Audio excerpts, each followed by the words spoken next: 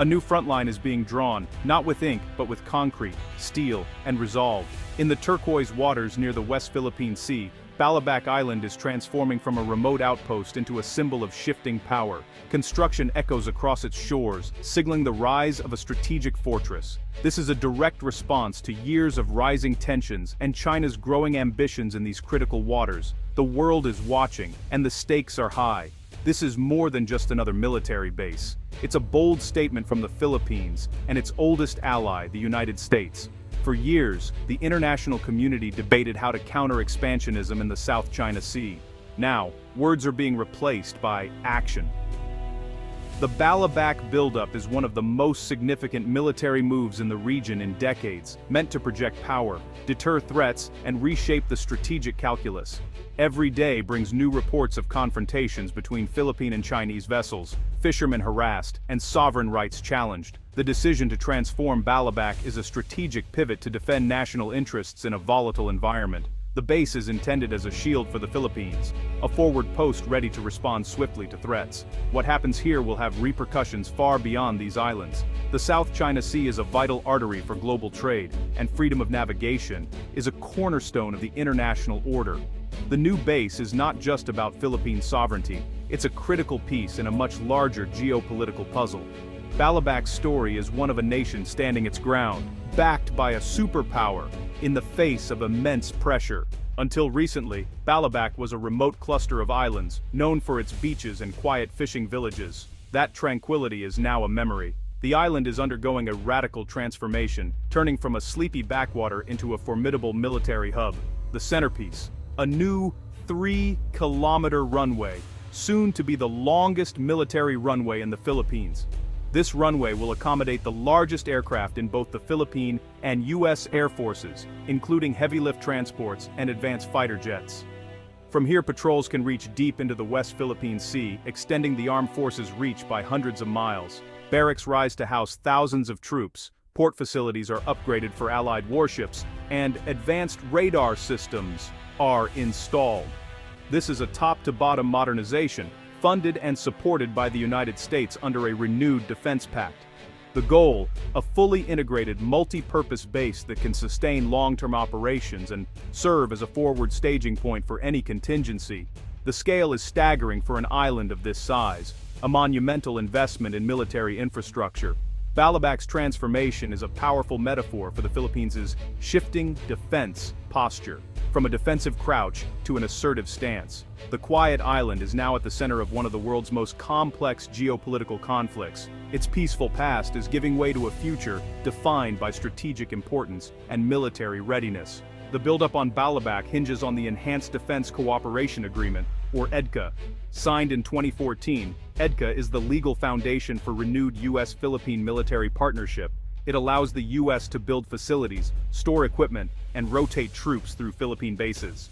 For years, EDCA implementation was slow, but rising tensions in the West Philippine Sea have turned it into a powerful tool for action. The alliance, once marked by friction, is now revitalized. EDCA operates on co-location, U.S. forces within Philippine camps, respecting sovereignty while enabling joint training and support. Under President Marcos Jr., the Philippines expanded EDCA sites from 5 to 9, with Balabac as a key addition. The U.S. has pledged hundreds of millions to upgrade these sites, fueling Balabac's construction. U.S. and Filipino engineers work side by side, sharing expertise and technology. Joint exercises like Balikatan now simulate real scenarios to defend Philippine territory. This hands-on collaboration builds not just infrastructure, but trust and interoperability. Balabac Island has become the most prominent symbol of this revitalized alliance.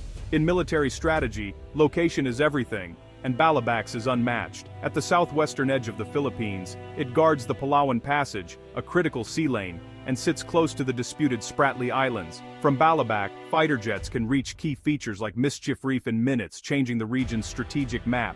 For years, China's bases in the Spratlys gave it a geographic edge, projecting power and intimidating neighbors.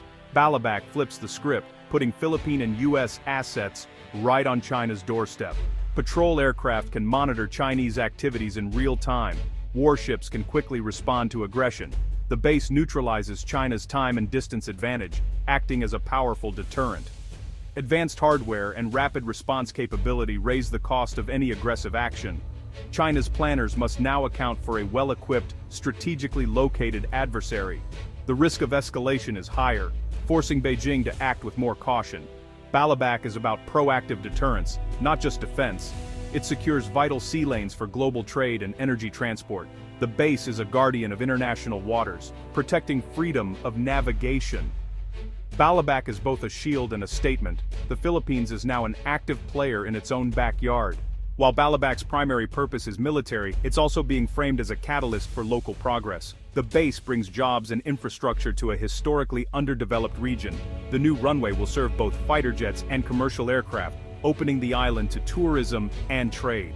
Upgraded seaports and new roads benefit both military and civilian needs, improving connectivity and amenities. The government's dual-use approach aims to win local support by promising jobs, better roads, and reliable electricity.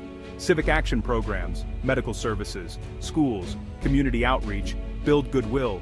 The goal: a symbiotic relationship where the base supports the community and vice versa. But challenges remain. Environmental strain, social impact, and uncertainty about long-term economic benefits. Once construction ends, jobs may decline, and the promised prosperity is not guaranteed. The success of this model depends on careful planning and a real commitment to local growth. Balabac's construction is rooted in a landmark legal victory, the 2016 Hague Arbitral Award. The tribunal invalidated China's sweeping claims and affirmed Philippine rights within its exclusive economic zone.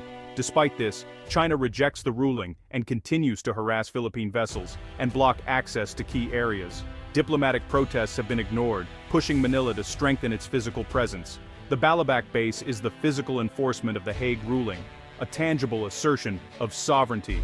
It signals the Philippines' readiness to defend its maritime entitlements under international law. This legal context is crucial.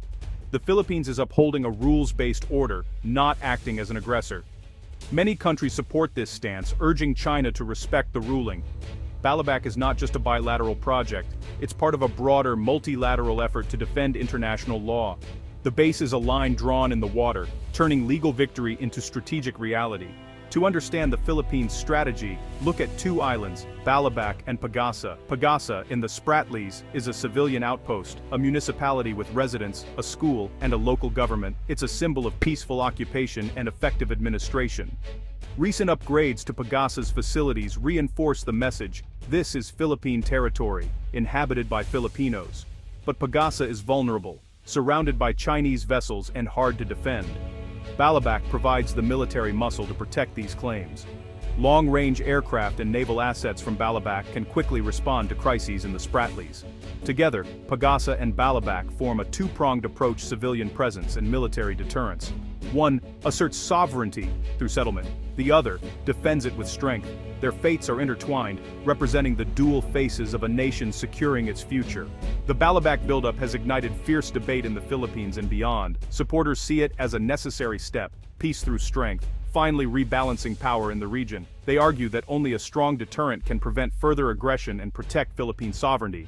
Allies like the US and Japan call Balabac a bulwark for a free and open Indo-Pacific. Critics, however, warn that the base could become a magnet for conflict, making the Philippines a target in a US-China confrontation. They fear a loss of sovereignty and the social and environmental costs of a large military presence.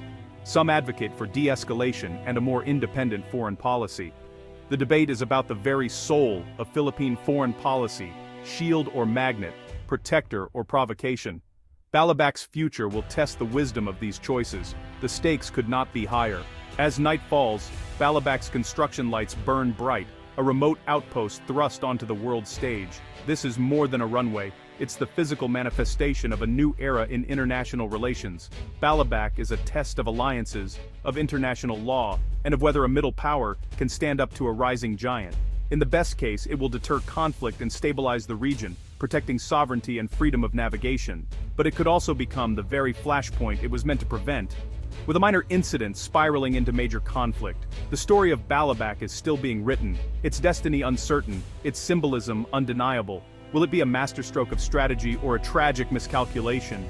For now, Balabac stands as a potent symbol of our uncertain times. a place the world watches with bated breath.